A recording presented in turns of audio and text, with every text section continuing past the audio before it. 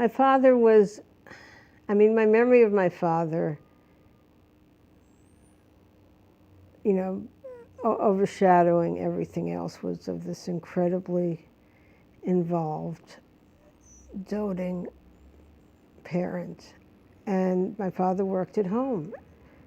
My father did the cooking. My father woke us up in the morning. He prepared breakfast for us, which was, usually milk and coffee and a piece of bread. He made our sandwiches for lunch, which used to embarrass me terribly because everyone else would have peanut butter and jelly or Velveeta, and I would take out these sandwiches of, pumpernickel bread with sliced hard-boiled egg, sardines, cream cheese, tomato, and onion. They were like gourmet sandwiches, but they embarrassed the hell out of me.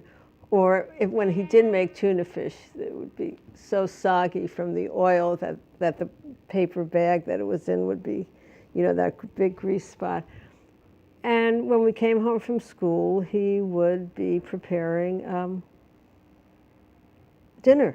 And this was the 1950s with Father Knows Best, and there was a big part of me that was embarrassed by it. I didn't like bringing friends home and having my father the one in the kitchen making dinner.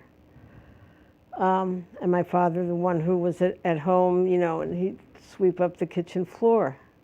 So the home was kind of like his domain for a long time, the apartment, and he was not compulsive, but he took care of things right away. He swept up, he washed things, and